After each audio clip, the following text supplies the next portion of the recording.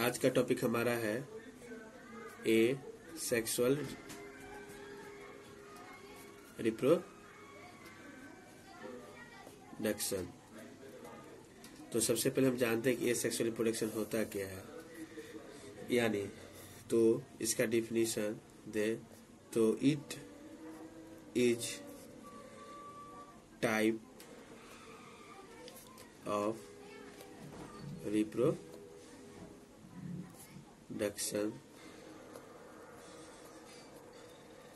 in which no formation and fusion of gametes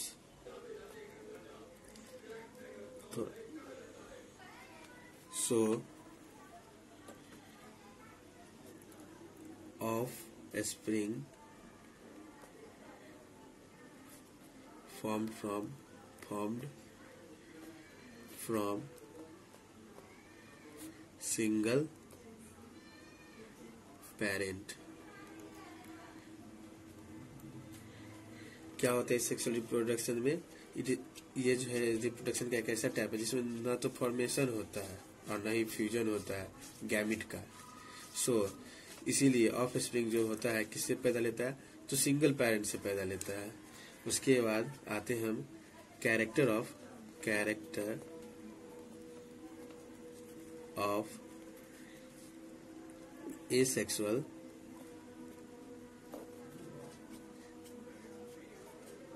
reproduction.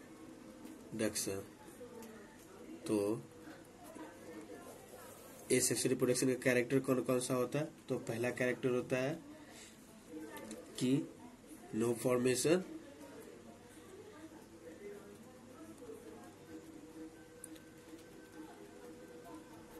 Of gametes. उसके बाद क्या होता है? इसमें फर्टिलाइजेशन नहीं होता है, तो नो फर्टिलाइजेशन।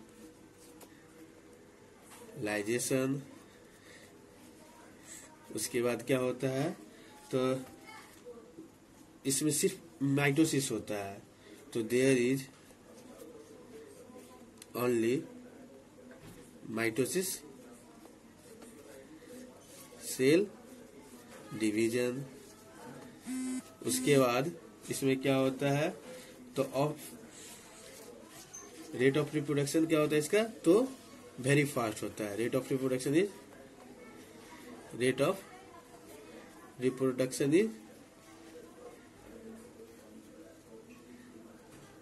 Very fast.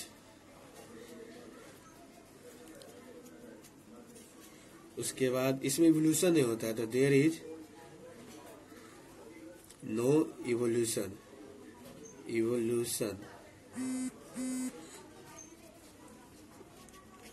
और उसके बाद क्या होता है कि इसका जो बच्चा होता है वो सेम टू सेम अपने पेरेंट्स जैसा होता है। तो of spring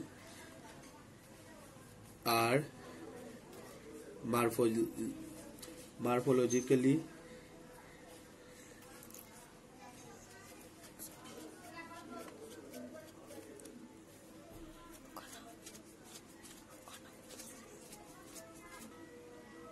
and genetically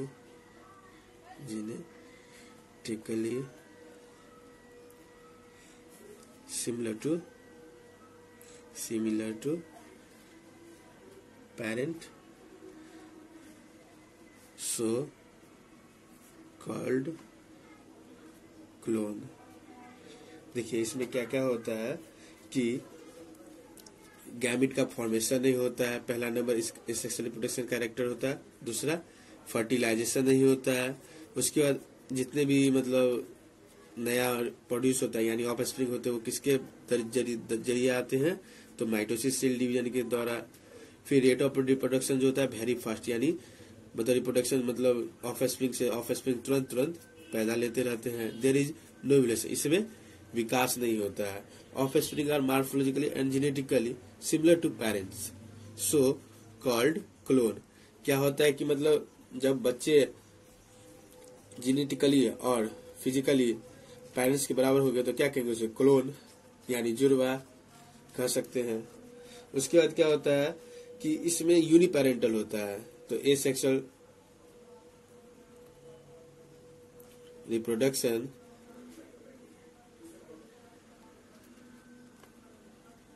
involves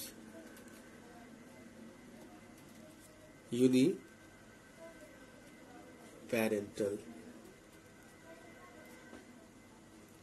condition, क्योंकि इसमें सिर्फ एक ही पेरेंट होते इसलिए क्या कहेंगे, uniparental condition. Asexual reproduction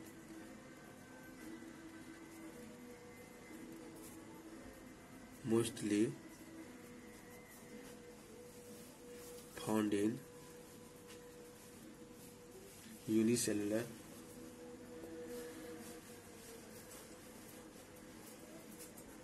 organism like amoeba, paramecium,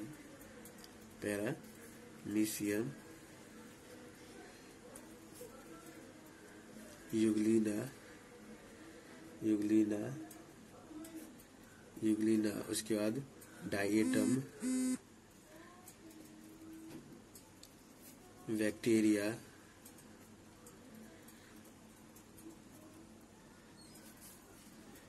PPLO,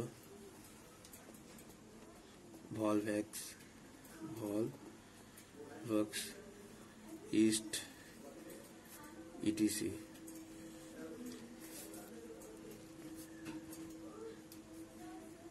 Asexual reproduction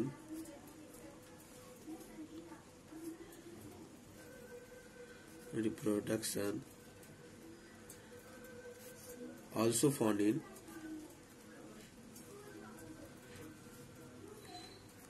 some multi-cellular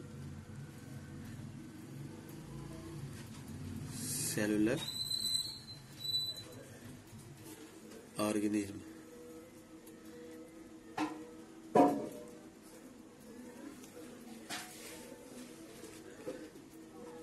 like algae,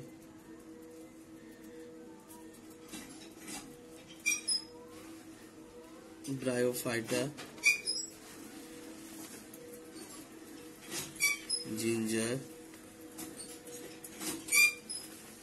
rose, banana, bamboo, turmeric, etc. There are 5 types of asexual reproduction. The first one is fission, second is budding, third one is fragmentation,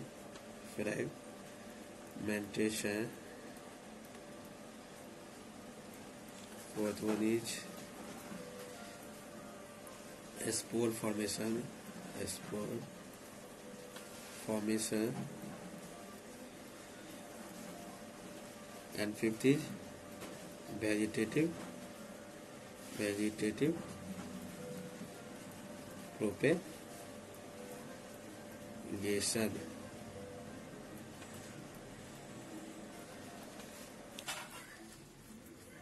next class में मैं आप लोगों को fusion, budding, fragmentation, spores और vegetative propagation के बारे में बताऊंगा, और ये भी बताऊंगा कि ये किस प्रकार आपके एग्जाम के लिए जरूरी है, क्योंकि रिप्रोडक्शन से मिनिमम हमारे नीट के एग्जाम में 10 क्वेश्चन आते हैं, यानी 10 क्वेश्चन मतलब per question 4 marks equal to 40 marks. मतलब ये रिप्रोडक्शन चैप्टर वेरी करता है।